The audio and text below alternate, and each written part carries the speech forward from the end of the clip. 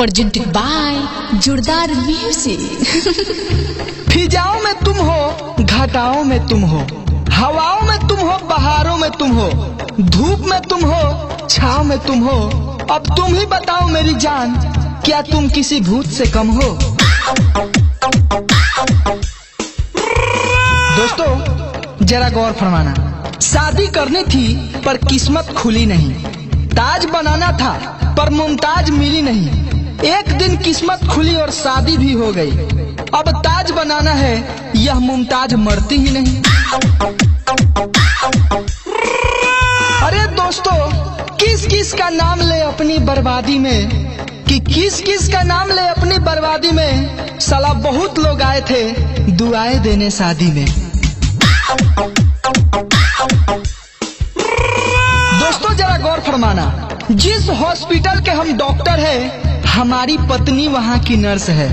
क्या अजीब जुल्म सहना पड़ता है, अपनी बीबी को ही सिस्टर कहना पड़ता है।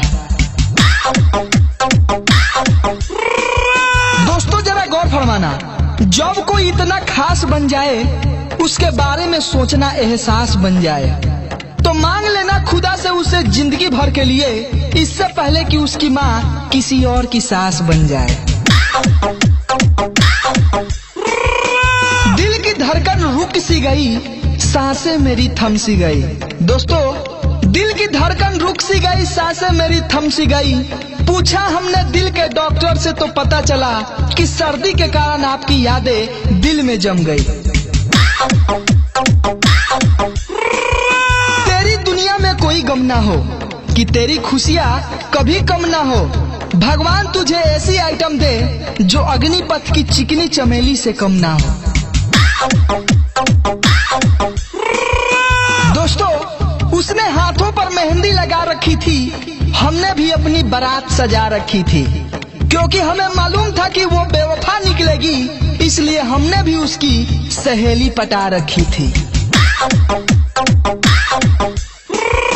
फोन के रिश्ते भी अजीब होते हैं, बैलेंस रखकर भी लोग गरीब होते हैं। खुद तो मैसेज करते नहीं, मुफ्त में मैसेज पढ़ने की शौकीन होते हैं। दोस्तों मैंने अपनी गर्लफ्रेंड से कहा, अरे बेवफा तुम हो तो वफादार हम भी नहीं, बेशर्म तुम हो तो शर्मदार हम नहीं। प्यार के इस मोड़ पर आकर कहती हो शादीशुदा हो, तो कुंवारे हम भी नहीं।